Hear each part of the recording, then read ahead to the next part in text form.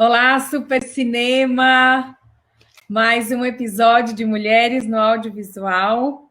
Eu sou Lilian Vieira, da Fórmula Produções.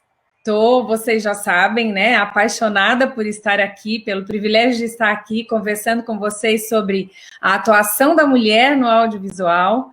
Nós temos encontrado pessoas incríveis, mulheres maravilhosas, produzindo coisas lindas no audiovisual. E é isso que é a tônica da nossa conversa aqui, toda segunda, às 8 horas, aqui no perfil da TV Super Cinema. É mostrar, de fato, que a mulher tem produzido no audiovisual, como nós temos mulheres incríveis, produções incríveis, e essa dinâmica de compartilharmos vai mostrar. A gente não precisa discutir coisas, né? Não aquelas coisas chatas mais de que a mulher sofre isso, a mulher sofre aquilo, não. A mulher produz um audiovisual de qualidade. E para não mudar, né? Nós seguimos aí a rotina de convidadas incríveis. A minha convidada da semana é uma graça, gente. Ela também atendeu o meu convite super rapidinho, foi muito solícita, com desejo de compartilhar, tem já uma história aí para contar, e vai compartilhar hoje sobre a construção de personagens, né? Um mundo maravilhoso. Eu disse a ela nos bastidores, nós conversamos um pouquinho, e falei que é um assunto que eu amo, e eu não sei se o tempo vai dar para a gente conversar tudo.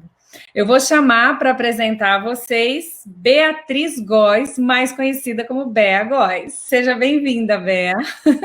Gente, boa noite, Lilian. Muito obrigada pelo convite. É um super prazer estar aqui com vocês hoje, estar participando desse programa, que tem uma iniciativa tão bacana. Também acho que a gente precisa valorizar a mulher como uma mulher que produz, como um indivíduo, um profissional que também tem sua força laboral e que traz suas contribuições para o mercado. É isso aí. Então, aqui para falar de um tema sensacional, né, que é a construção de personagem. Já vou adiantar para o pessoal que está aqui, né, que eu vou focar bastante aqui em narrativas populares, né, acho que a gente está num momento muito frutífero do mercado, né, a gente tem a entrada de muitos players internacionais chegando, né, e eles trazem com eles uma exigência, né, de que o mercado, enfim, a gente precisa trazer retorno, né, são narrativas que precisam trazer retorno. Né? E isso faz com que a gente precise entender, né? Como que são feitos esses personagens populares. É muito legal. Vocês já viram, né? A força, a pegada. E aqui veio Dona Bea Góes. Ela tem uma linda, combinamos de branco, entendeu? Para fluir a conversa ainda mais gostosa. Bea, deixa eu te apresentar com a questão, né, do seu currículo, da sua bio. Você criou o canal Narratologia no YouTube, né? Eu sou fã, assisto vários ali, gosto do jeito. Deixa eu te perguntar, da região do Brasil você é com esse sotaque gostoso aí? Eu sou de Manaus. Manaus. É até legal de citar, né? Porque pelo menos eu, enquanto eu crescia, né, eu não tinha nenhuma referência, né, de pessoas que trabalhavam no mercado audiovisual aqui, porque o mercado audiovisual aqui é praticamente inexistente. Né? E assim, por isso que eu sempre falo por aí, qualquer live, qualquer coisa, eu falo, eu sou de Manaus, meu sotaque é de lá, eu sempre marco muito meu sotaque, eu acho bacana também. E é muito rico, né? Porque realmente teve que buscar algo de verdade, não é algo que foi natural, porque quem está no eixo Rio-São Paulo é natural, mesmo que você não vá trabalhar, mas já teve o contato com alguma coisa, né? Quem é fora desse eixo é mais ainda por paixão e vocação mesmo, né, que faz, porque teve que sair para trabalhar, né? Exato. E aí você também é roteirista, foi roteirista do curta-metragem Só Olhando, e é roteirista hoje da websérie Quarentenados, ambos são veiculados no YouTube, é isso? Vai falar um pouquinho? Isso. Pode falar. O Só Olhando, ele tá no YouTube, tá já com mais de 300 mil visualizações, vocês podem jogar aqui depois da live para assistir. E Quarentenados foi uma série que a produtora, ela me ligou, a Gabi Lopes, que é a produtora executiva, e ela queria aproveitar, foi logo no início da pandemia, ela queria muito aproveitar o formato que ainda estava nascendo, de séries para o Instagram. Então, foi uma série, a gente produziu, tem super elenco, Zé Bela Fantoni, Fábio Rabin, a própria Gabi Lopes, né? Então tem um elenco super bacana, e a gente fez para o Instagram 6 episódios e a segunda temporada. Não é YouTube, é para o Instagram, isso mesmo. Isso. E aí você agora também está fazendo mestrado, né, em cinema. Fala um pouquinho aí dessa experiência, como é que está sendo? Exato.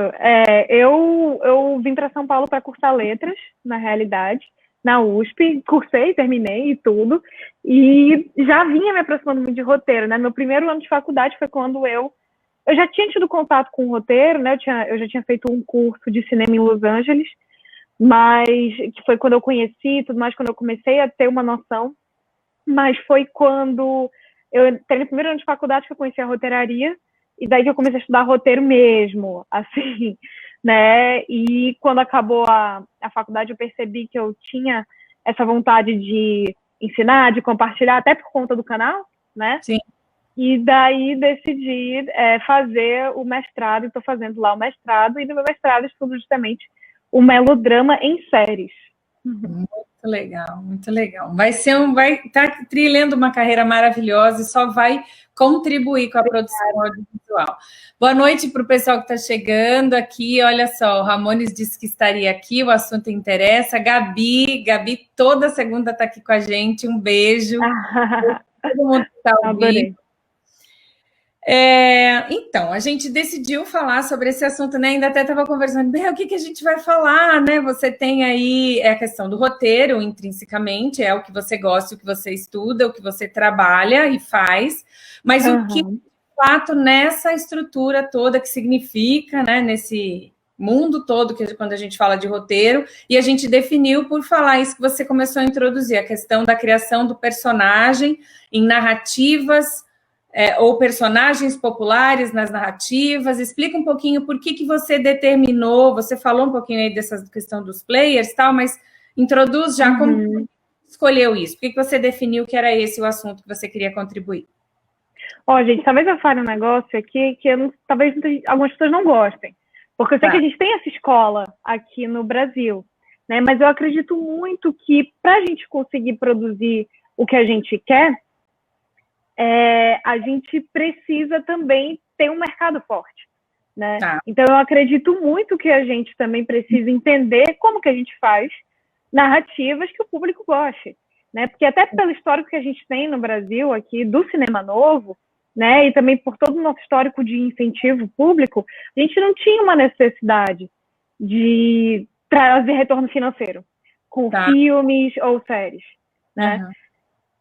E ultimamente, né, a gente tem visto esses três internacionais chegando e umas demandas de mercado, né, e a gente está vendo como está difícil a questão do Ancine, está muito incerta essa coisa do financiamento, né, então, assim, é algo que eu defendo bastante. Eu acredito que a gente, como roteirista, a gente deve aprender uma técnica que a gente entenda como que o público usa, o público gosta dessa técnica, por que ele consome essa técnica, né, e tudo isso. Então, é por isso que eu falei, assim, narrativas populares, né? Até para trazer um pouco essa provocação, né? Mas é porque eu defendo isso. Eu acho, para a gente fazer o filme cult e o filme popular, a gente precisa fazer também o filme popular. Porque daí a gente tem dinheiro para fazer mais filme popular e mais filme cult, aí todo mundo fica feliz. Exatamente. Porque não adianta só eu viver do cinema alternativo, de narrativas não lineares. É maravilhoso. A gente flui na criatividade. Adora. A gente ama tudo.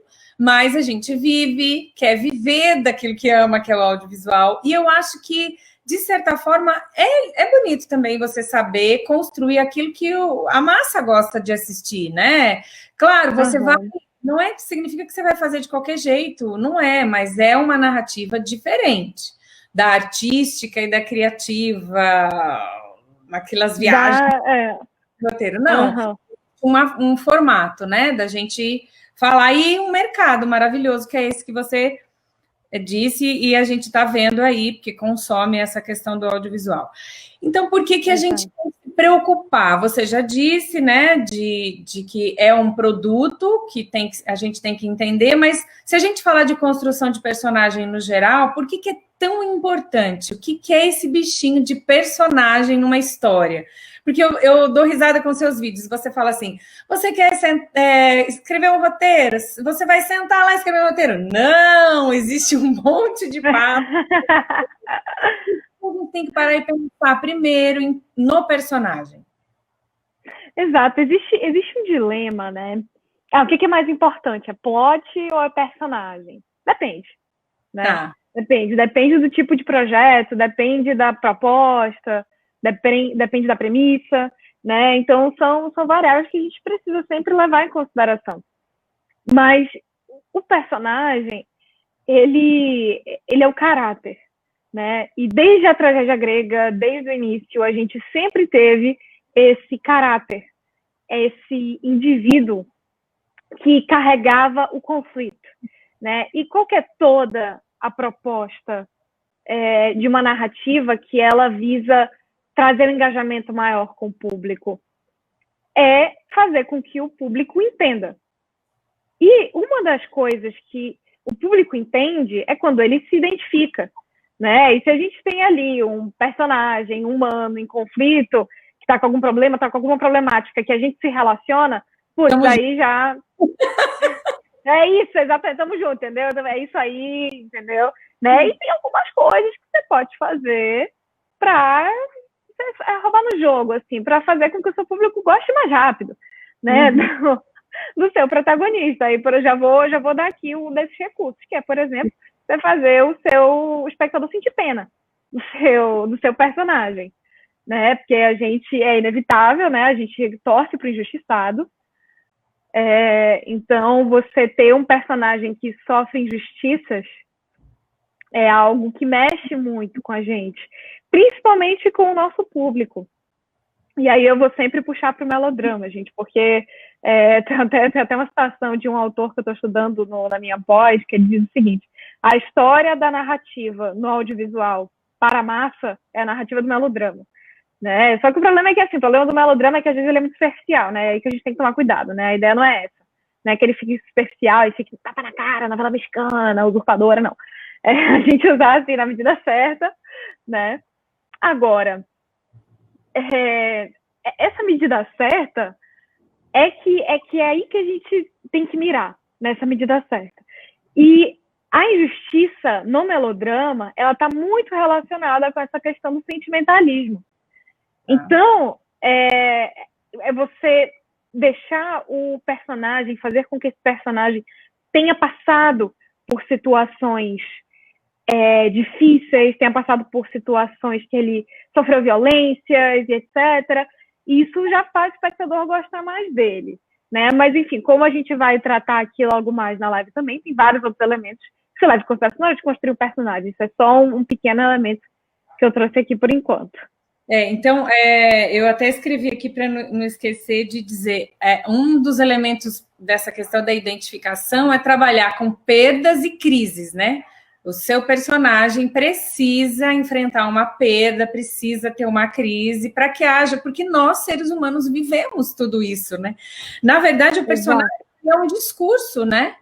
Ele é um discurso, ele é a forma como eu, espectadora de um filme ou leitora de uma obra literária, vou viver aquela história, é por meio do personagem, né? Às vezes, até por isso que a gente às vezes gosta até do vilão, não é? Não tem vilão que a gente gosta, porque os vilões mais complexos, mais construídos lá com camadas mais profundas, você sabe que ele não é vilão à toa, gente, ninguém é ruim de graça. Exato. Ele está ali, na verdade, aquela máxima, quem bate é que apanhou, né? Quem é a arma de ataque é a maior defesa, todo comportamento é um pedido de socorro. Então você sabe que, coitado, ele não é também tão ruim assim, olha a história dele, e quando a trama traz tudo isso, fica muito mais gostoso, né? Então, os personagens é perda e crise, um pezinho para virar melodrama mesmo, um pezinho para a gente fazer. Exato, e é aí por isso que eu gosto de chamar atenção pro gênero do melodrama, né? Porque assim, vamos saber dosar, gente, vamos tomar cuidado, né? E a Lilian trouxe um ponto muito interessante. Eu até vi que na divulgação você trouxe o Coringa, por exemplo, né? De exemplo. Né? E o que acontece no caso do Coringa, né? Quando a gente tem um personagem, isso daí, qualquer livro bom de roteiro, ele traz esse conceito de falha dramática. Então, é um personagem que ele tem ali um problema, tem o que eu chamo muito de problemática de caráter, e a narrativa serve para consertar essa problemática de caráter, né? Eu sempre coloco consertar entre aspas, porque é um problema de caráter, não é que você conserta, né? Que transforma, né? Tem toda uma questão do insight. Eu acho que vamos colocar a foto? Tá, tem aí a foto do Coringa? Pode continuar falando, só vou compartilhar.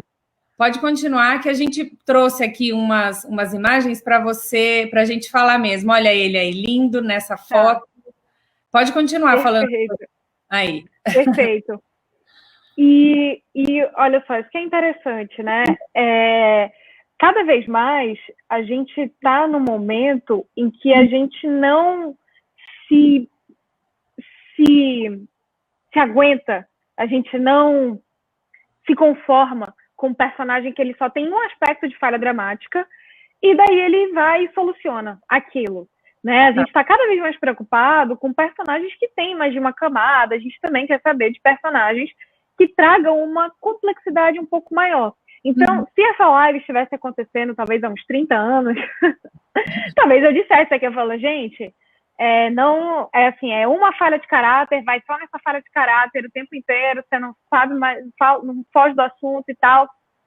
Só que hoje a gente tem essa problemática de caráter e a gente gosta de dar umas pitadas assim nesse personagem. O Coringa, por exemplo, ele é um caso muito atípico. Ele é um caso muito, muito atípico. Porque o Coringa, no fundo, ele é um anti-herói. Ele não é um herói clássico, né? E qual é o conceito de anti-herói, Bé? O conceito de anti-herói é um protagonista que comete atos imorais. Ato imoral, por exemplo, matar. Que ele comete lá no segundo ato do filme, ele mata. Né? Isso, beleza, todo mundo aqui... espero, sabe que não é ok matar, a gente concorda com isso, né, e tudo mais, é algo que a gente condena na nossa sociedade, né, e é isso, o anti-herói é essa pessoa, tipo o Breaking Bad, que faz drogas, né, e também é considerado imoral, né, então, esse é o anti-herói. E, para você amenizar o anti-herói, beleza, por que eu vou gostar desse cara que mata? Né? E aí vem o outro lado, né, se fosse antigamente, né, e antigamente isso acontecia tanto com o herói, isso. Acontecer tanto com o herói quanto com o vilão, né? Era assim, você é uma coisa e basta, acabou-se, né? Então, o vilão antigamente ele era 100% malvado. E agora não, agora você tem esse anti-herói. Como é que eu construo esse anti-herói, né? Como é que eu dou esse outro lado da camada? Putz, mas ele é doente, sabe? Ele tem uma doença que ele não se controla, né? Que ele fica nervoso. Putz, ele foi fazer um stand-up e todo mundo riu dele, mas não riu porque achou engraçado, riu porque ele tava ridículo, né? E ele leva a porrada na rua o tempo inteiro, né? Então, assim, você dá 5 minutos de drama, você já tá do lado dele. Você vê aquele doido lá correndo, coitado, ele pode matar, pode fazer o que for, que você vai estar ali do lado dele, entendeu? Então, assim, são recursos que a gente usa para poder amparar essa nossa escolha de personagem. E eu queria aproveitar, Lina, já que a gente tocou nesse assunto do anti-herói, só trazer um pouco o conceito do vilão, que é um conceito que eu acho muito bacana. Né? O vilão, gente, ele é um personagem que ele nasceu ali no final da Idade Média, início da Idade Moderna. E o que era o vilão? O vilão era aquele indivíduo que morava fora do feudo. Se a gente for lembrar, o feudo, ele era quase uma cidade-estado que tinha um poder religioso muito forte, né? Tinha a Inquisição e etc. E essa pessoa que morava fora do feudo era essa pessoa que não era religiosa, que estava afastada, estava fora, essa coisa do forasteiro, do estrangeiro e tal. E essas pessoas ficavam numas vilas. Então é daí que vem vilão. Vilão vem de vila. Então é dessas vilas que ficavam fora dos feudos. Né? Então, é por isso que o vilão é essa pessoa malvada e tá sempre nas sombras, e etc. E é um conceito que até a gente vê em filme de criança, até tá caindo um pouco. Né? Quando a gente procura vilão, tipo o filme Frozen, tem um pouco disso. Você não tem ali um vilão mesmo ali naquele filme. Até o menor vilão tem uma explicação, tipo, não, mas é porque eu era o filho mais novo de 13 irmãos, eu nunca tive atenção, e sabe? Você tem ali uma micro explicação que seja, né? Então, eu acho que é algo pra gente comentar, né? Aproveitando que a gente tá falando de personagem, eu acho que esse personagem do vilão é um que sofreu muitas mudanças ao longo dos séculos, das décadas. Eu acho que essa construção mais, né, com mais elementos, mais detalhadas, ela faz com que a gente saia de um filme desse, por exemplo, com né, você pensando muitas coisas, né? Aquilo faz você, fora chorar do começo ao fim, que nem a Gabriele está dizendo aqui, que ficou no filme, você sai com a sua cabeça, né, virando, você fica questionando um monte de situações, a situação da criação que ele foi submetido, toda aquela aquele riso nervoso, na verdade ele cansou de chorar, e aí ele ria. Você realmente, óbvio, nada justifica a ação dele, mas você promove que a pessoa não saia só dali como um mero entretenimento, mas aquilo leve alguma coisa, né? Aquilo construa alguma coisa para ela. E às vezes até o próprio caráter de quem assiste muda, né? A gente não só transforma, né? Não existe só a transformação do próprio personagem em si, baseado lá na jornada do herói, mas também de quem assiste. É incrível um personagem conseguir promover isso, uma história conseguir promover isso, né? Exato. Como que a gente busca inspiração para essa construção? Claro, como tudo na criatividade, a gente observa, né? Aí você vai compartilhar, você vai explicar agora os passos que você mesma tem ali você criou, né, um passo a passo de como fazer isso. Mas como que a primeira inspiração, assim, de onde surgem esses personagens? De onde a gente traz eles e estabelece, aí começa aquele processo. Mas de onde ele vem? Qual é o processo de construção, o início? O processo de construção de personagem, ele muitas vezes está muito relacionado com o processo em que a gente começa a desenvolver nossa narrativa propriamente dita, né? Por exemplo, nós, roteiristas ou produtores também, né? Os produtores trazem ideias também, né, para desenvolver junto do roteirista. É comum essa construção inicial de um personagem. Eu quero contar uma história de uma pessoa que é né? Então, você geralmente vai um pouco por aí, né? Então, é um pouco difícil da gente dizer quando começa. Mas, beleza, iniciou-se de alguma forma. Às vezes, vem pela trama. Eu queria contar uma história de uma perseguição, sabe? Às vezes começa daí. Então, às vezes o personagem, às vezes a história é parte dele, ou às vezes a gente cria o personagem para a história. Né? E daí são abordagens diferentes, mas no fim você vai usar a mesma técnica. Né? E é algo que eu uso bastante, né? Por isso que eu falo muito que é importante que a gente leia livros, que a gente estude dramaturgia, que a gente entenda como é que a técnica é feita, porque se você não entende, é muito comum que você se perca nesse início. O que a Lilian falou aqui para eu compartilhar com vocês e tudo mais, é muito baseado em Ibsen. E tem muito num livro do Laszlo Zegri, chamado The Art of Dramatic Writing. Ele debate muito personagem. Para ele, personagem é a coisa mais importante que tem numa peça ou num filme. Né? E tem essa coisa do personagem tridimensional. Então, sempre que eu começo, de onde vem essa coisa do personagem? Acho que a gente traz muito, é comum a gente se inspirar, né, por pessoas que a gente conhece, por situações, etc. Mas chega um momento em que a técnica tem que entrar, né? Porque eu defendo muito o roteiro não é achismo, né? A gente tem que estudar, tem que aprender. Então, é aí que entra essa coisa do personagem tridimensional. O que são essas 3 dimensões? E a gente acaba confundindo um pouco, assim. Não é o personagem esférico, e parece ser a mesma coisa. Né? Se ele é esférico, então, né, tem 3 dimensões e tal. Mas esse conceito, confunde mesmo, esse conceito do Ibsen de personagem tridimensional é porque ele tem 3 dimensões. A dimensão física, dimensão psicológica e dimensão social. Né? Porque o Renato perguntou aqui qual é o nome desse livro em português. Renato, esse livro não tem em português. Esse livro só tem em inglês, infelizmente. Isso é um problema que a gente enfrenta muito aqui no nosso... Chega, às vezes, até quando eu vou indicar livro, eu fico até meio constrangida, porque a gente não tem... Renato, e aprimorar esse inglês aí, hein? Não tem jeito. Mas se você quiser, tem uma referência interessante ao Story do Maqui, que é até fácil de você encontrar. Ele também aborda personagem de uma maneira interessante, mas esse que eu falei chama The Art of Dramatic Writing. Você pode pesquisar depois. Então, por que essas 3 dimensões, né, que existem? Porque o Ibsen pensou assim, né? Ibsen foi um grande dramaturgo. Ele pensou, bem, o meu personagem existe fisicamente, então eu tenho que caracterizar isso, né? O meu personagem, ele existe numa sociedade, ele não existe fora dessa sociedade.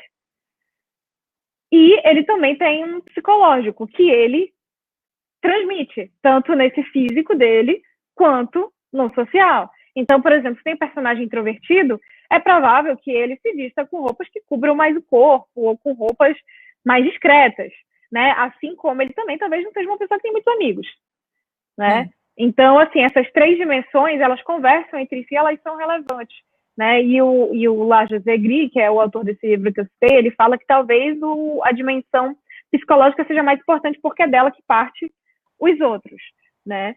E o que a gente tem que ter em mente quando a gente vai desenvolver esse personagem numa narrativa popular, né? É que a gente tenha um aspecto principal para tratar dele, que é essa falha dramática, que é essa problemática de caráter. E que se a gente for abordar outros problemas dele, que seja de uma forma muito sutil, que a gente não aborde. Ou, que é uma saída muito comum que a gente faz, a gente aborda um outro aspecto do mesmo problema. Então, se o Coringa ele já tem problema com a mãe, ele tem problema com o pai, problema da mesma natureza, eu adiciono uma camada, mas é mentira, eu não adicionei, porque é o mesmo problema, só que de outro ângulo. Entende? Então, é um truque também que você pode usar, né? E por que a gente fala disso, né? Porque personagens com muitas camadas, sabe, que você vai assistir e você fala, putz, não entendi. Sabe aquele filme que você assiste, tipo, 2, 3 vezes, você fala, acho que ainda não entendi, né? Geralmente são esses que têm personagens com muitas camadas. Geralmente o público não gosta muito. Por quê? Porque o público, ele gosta daquilo que ele entende. Sim. Sempre. A gente, geralmente... Exato. Quando a gente não gosta de uma coisa, é porque ela é estranha pra gente, porque não fez sentido, aí a gente não vai muito com a cara. Né? Então, o público, se ele entende, o que é ele entender? Se eu tenho um personagem que ele é egoísta, né? Então eu vou mostrar esse egoísmo cena a cena. E eu vou moldar esse psicológico dele, a backstory dele, tudo dele em volta desse egoísmo. E daí eu vou tratando isso. Quando você fala dessa construção, que se ele é egoísta, eu vou traçando todos os outros elementos da narrativa, e cena após cena, eu mostro essa característica dele bem forte e marcante, porque a construção tem que ser coerente, né? Eu li uma frase uma vez, eu acho que foi de um professor que ele compartilhou, ele disse assim, se um personagem é inconsistente, ele tem que ser consistentemente inconsistente. Porque Exato. se é inconsistente, mas é a questão da característica de um personagem dele, ele tem que ser sempre daquele jeito. Não é que ele não vá mudar e se transformar, mas eu preciso mostrar nas ações, em como ele reage, como ele fala, o que ele pensa, no que ele escolhe de comida no restaurante, aquilo tem que ter coerência, tem que ter lógica. Exato. Né? A construção, quando você vai caracterizar um personagem, me corrija se eu estiver errada, eu preciso delimitar, eu preciso construir e delimitar o que é a experiência de um ser humano.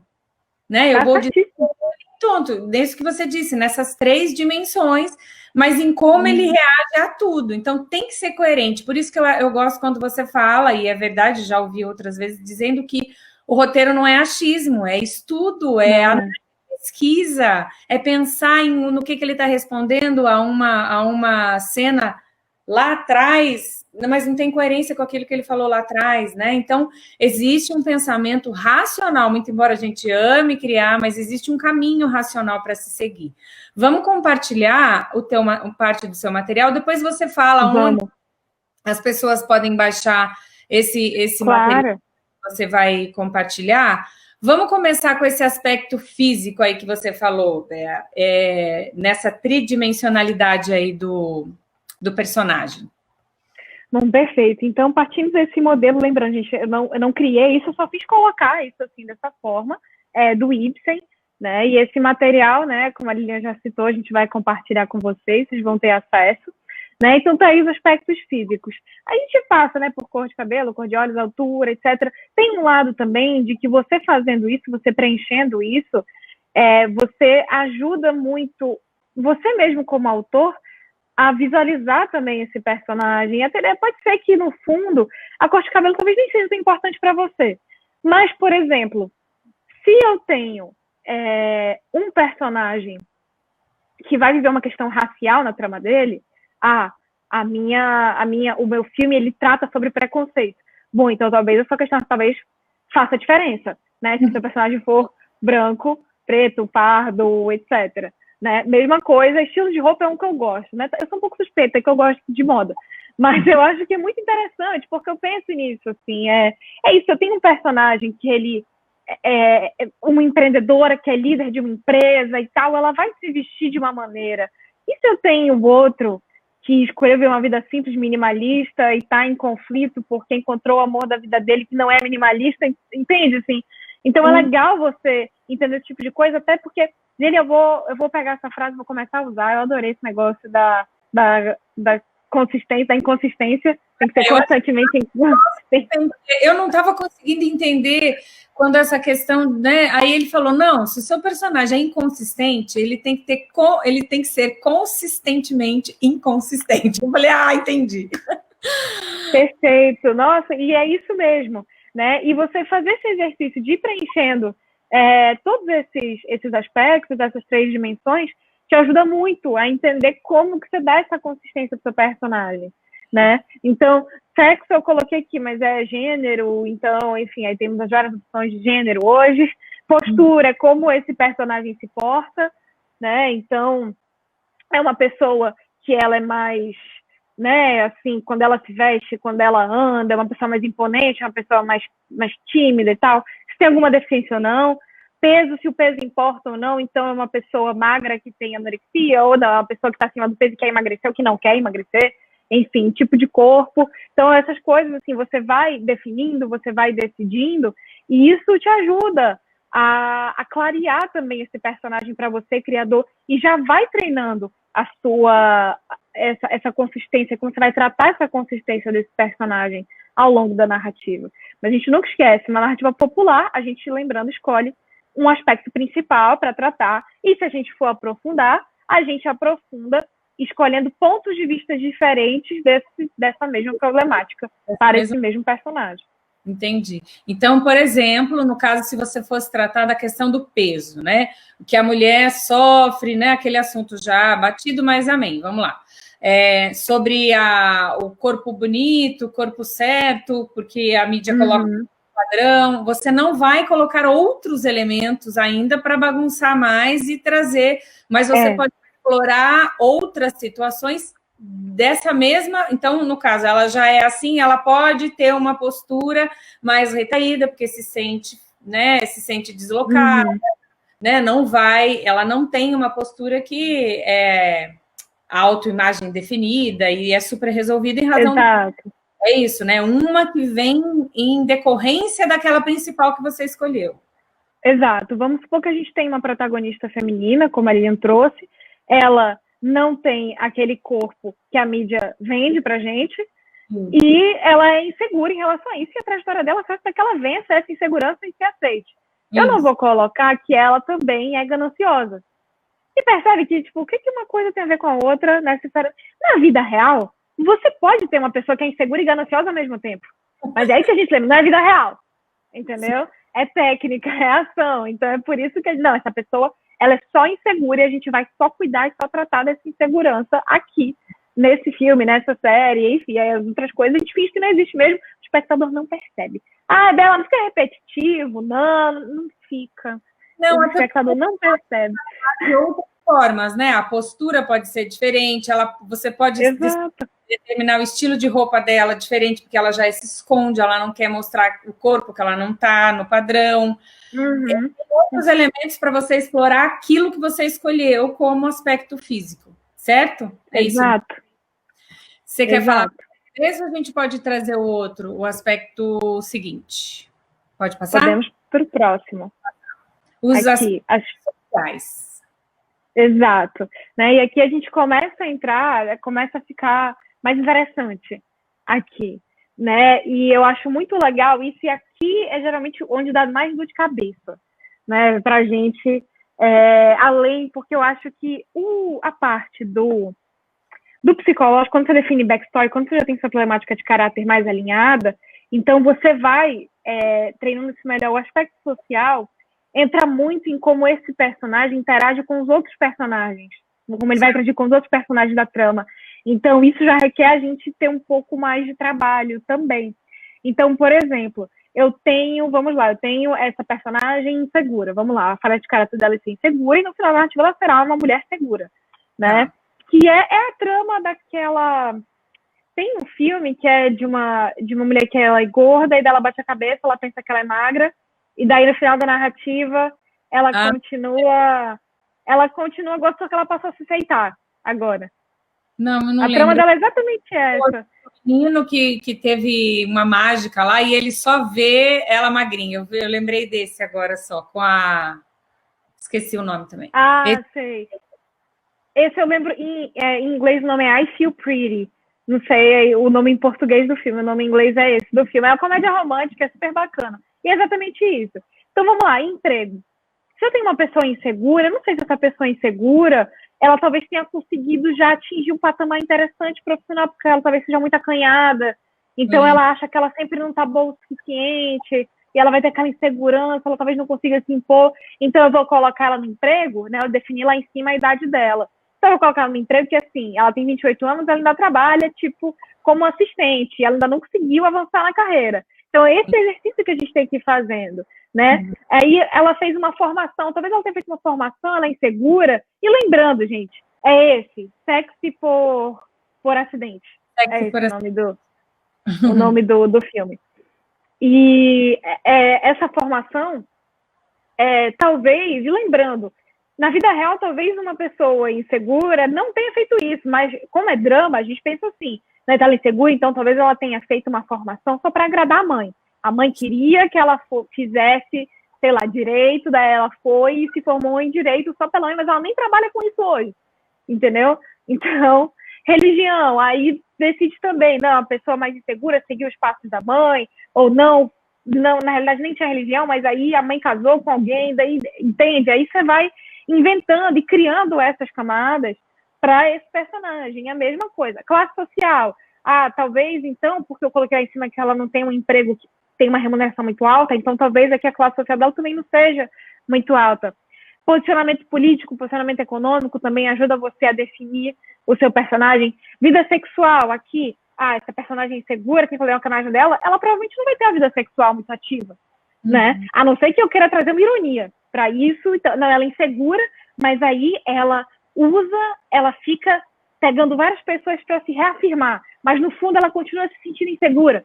Então, né, vai muito de você, e é esse momento aqui que você guia também para onde você vai levar a narrativa. Né? Eu acho que o personagem é muito bom por causa disso. Quando você define bem o seu personagem, você consegue avançar muito na sua narrativa antes de sentar para escrever argumento, escaleta e sinopse.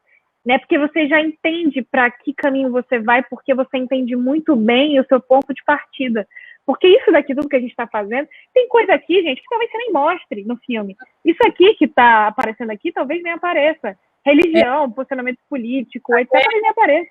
Eu ia falar para você, começa aqui nos aspectos sociais, talvez, aquela revelação não óbvia no roteiro, e que aí talvez a gente precise dos outros personagens secundários para essa interação social começar a acontecer, né? Se eu, falando, sei lá, dessa questão da formação, já pensei em outra coisa, você vê que cada cabeça é um diretor, né? Um roteirista.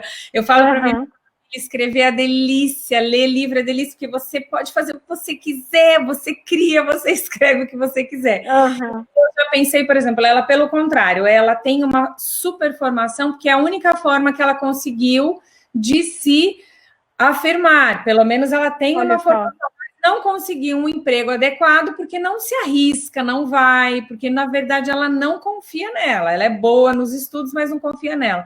Só que só vou saber isso, talvez, quando ela se relacione em outras coisas. Quando você falou, às vezes nem aparece, que nem aquelas cenas bem ruins que a gente pega e vê assim, a minha mãe está me ligando. Não precisa fazer isso. É só pegar o telefone e falar, oi, mãe, tudo bem? Já é a mãe ligando.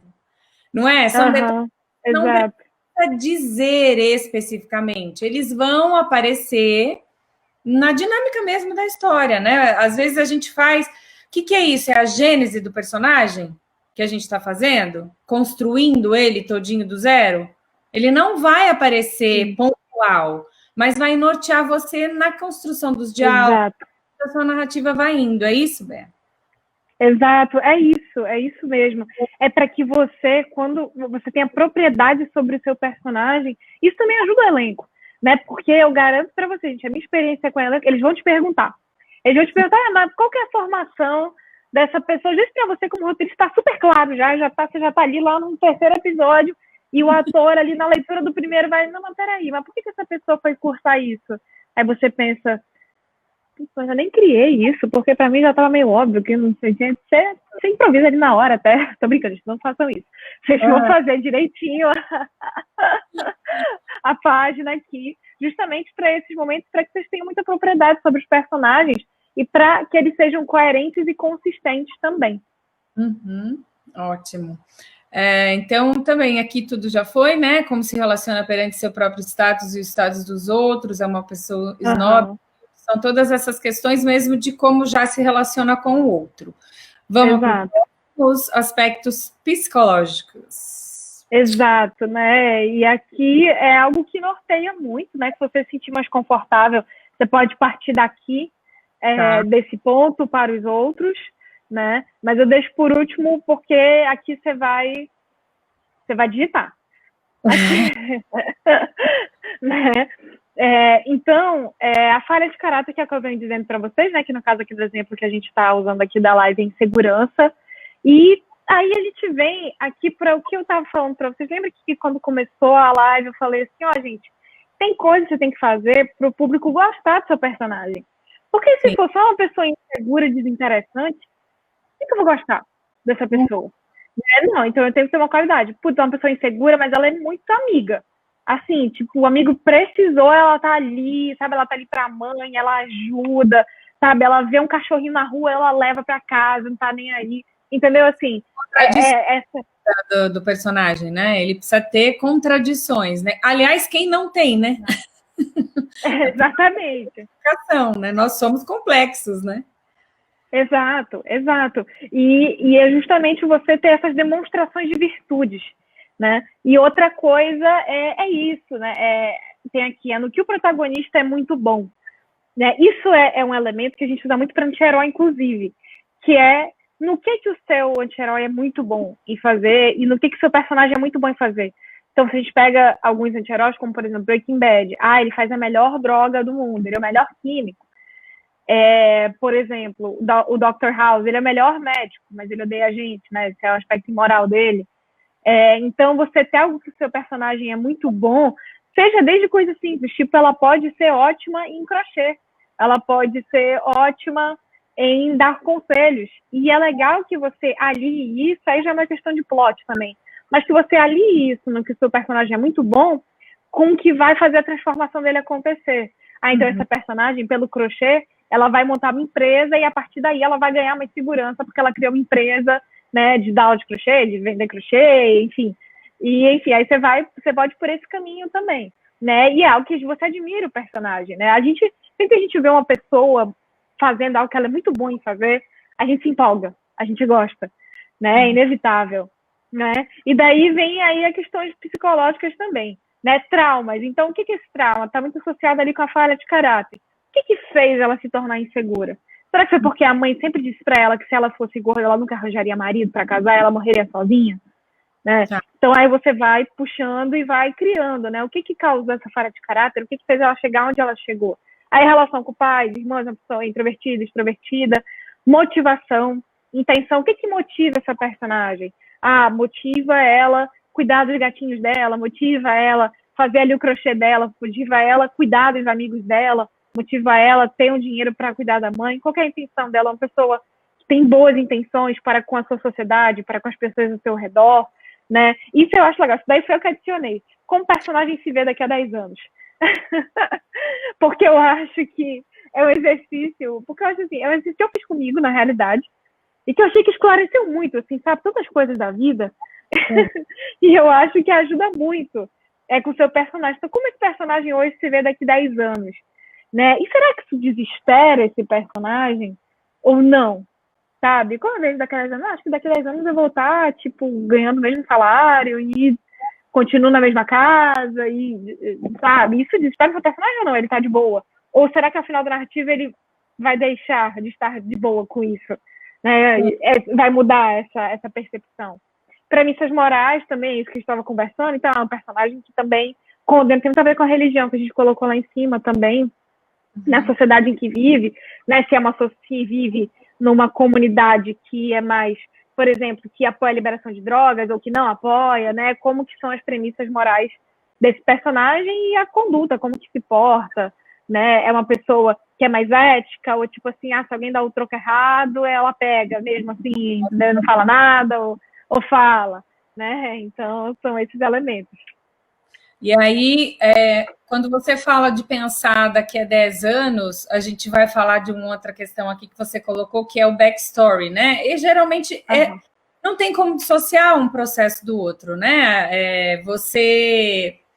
Quando você está elencando todas essas situações, você já está contando a história pregressa do seu personagem. Quem é, né? Como qual era a estrutura familiar, foi desejado ou não, foi, né, era uma gravidez indesejada, não, foi muito querido, como é que aconteceu, como a estrutura faz, isso é o backstory. Aí você falou daqui 10 anos, né, o front story é o que ele está vivendo ali na hora. Aí a Bea já criou o future story.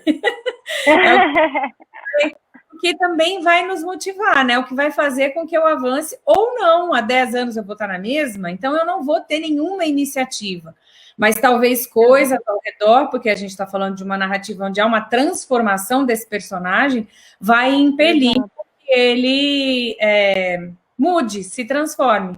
Geralmente não é só o personagem, né, Bea, que vive a transformação, que vive a transformação dele, o personagem principal, por exemplo. Nós temos histórias que não é o personagem principal que vive a transformação, mas acontece algo com ele que promove transformação no protagonista. Isso. Eu lembro de exemplo do Titanic, por exemplo. Quem é o personagem principal de Titanic? A protagonista do Titanic é a Rose. Apesar do Jack... Não é o Jack. Ali, o que a gente chama estruturalmente falando, porque a Rose é quem sofre uma transformação. O conceito de protagonista é quem sofre uma transformação. Né? E para sofrer uma transformação, ele vai ser o principal, né? Por consequência. Né? Senão eu não vou conseguir contar essa transformação com propriedade. Né? Por exemplo, se a gente pegar Romeu e Julieta, que eles morrem. Exato. Ali a transformação são as famílias. Se a gente entender que as famílias conseguem entender que aquela rixa, aquela briga que as famílias tinham não veio promovendo, ao contrário, promoveu a morte dos dois. Então, quem sofreu a transformação foi no caso, foram as famílias que ficaram, porque os protagonistas morreram, mas aí a gente já está saindo das narrativas populares. Já entendi, eu vou... Eu ia falar assim, não, mas é super válido o que você trouxe, né? São as tragédias modernas. Na tragédia, você traz um ensinamento, né? Por isso que a sociedade muda, mas você tem um bode expiatório. Tragos, que origina a tragédia, tragos vem de bode. Então, esse bode expiatório, então é esse protagonista que ele morre. Ele morre para que a sociedade dele aprenda. Né? Então, no caso de Shakespeare, é isso, é uma tragédia moderna, né? No caso dele. Aí por isso que acaba não entrando tanto. Voltamos para as narrativas, os personagens populares. Tem mais alguma coisa aqui? Muda para mim, por favor. Eu acho que tem os personagens e os elementos narrativos para a gente continuar. isso daqui já é quando você parte um pouco mais para a questão de plot mesmo. Então, estágio de vida tá muito... gente, desculpa, o meu cachorro tá... Chegou alguém na casa, ele tá empolgado. Então, é o estágio de vida do personagem. Então, em que momento da vida ele tá vivendo. Então, é isso. Tá no momento em que quer ter filhos, ou tá no momento em que tá numa ascensão de carreira, né? E esse estágio de vida tá muito relacionado também com a fatia de vida que eu vou contar. Então, essa narrativa vai durar 1 ano. E é 1 ano dessa vida profissional. Sabe, você tem filmes que duram 10, 15 anos. Né? Então, eu tenho que contar, que eu tenho que levar em consideração esse estágio de vida. De onde veio a falha de caráter? A gente já falou da questão dos traumas e da backstory. Como a falha de caráter está relacionada com a trama. Então, no caso da nossa protagonista que é insegura, que trama que eu dou para ela tratar essa insegurança, para ela resolver essa insegurança?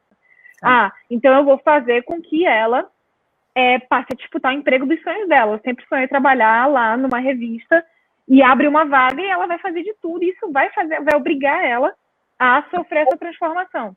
Isso. Uhum. Exato. Né? Então, como o protagonista se comporta em relação aos aliados, em relação aos antagonistas. Então, como é que funciona essa lógica? Né? Então, ele gosta dos aliados no início, ou porque o aliado é aquele que ajuda a transformar. Então, o aliado geralmente é uma pessoa que já tem um pouco mais de segurança, que vai ajudar, mas no início eu não gosto, depois passa a gostar. Já o antagonista, ele alimenta a insegurança, então ele reforça a insegurança. Né? Como que o personagem faz? Isso aqui é para diálogo, né? Usa gíria, usa palavrão, dialeto, etc. E o que o personagem acha da sua situação, né? Tem aquela coisa da consciência do personagem, o que ele quer e o que ele precisa. Ele entende que ele precisa vencer a insegurança ou não, a princípio, né? Então, são alguns elementos de plot. Né? Exato. Ele é o que ele deseja e o que ele acha que ele deseja, o que ele precisa e o que ele acha que ele deseja, né? Essa briga aí. Exato. Então, quando a gente vê uma construção assim, um trabalho assim, você não acha barato assistir um filme? Eu acho barato pagar para a gente assistir no cinema, porque é um trabalho eu acho. muito elaborado, né? É tão para contar mesmo uma história. Não é simplesmente, não é achar que sabe escrever uma história, tem todo um decorrer aí. Se alguém tiver alguma pergunta para a Bea, o Ramone está dizendo que você é fantástica, que é inscrito no canal. A gente vai colocar aqui também o canal da Bea para quem não conhece ainda. A Gabi, depois a gente falou, né, que era sexy por acidente, ela achou que era o mega romântico. Mega romântico também é muito engraçado, mas é o sexy acidente. Se alguém tiver alguma pergunta sobre construção de personagem, esse é o assunto que a gente está falando. Esse é o momento. A gente está indo já para os últimos minutos. Eu falei, Bé, que não ia dar tempo.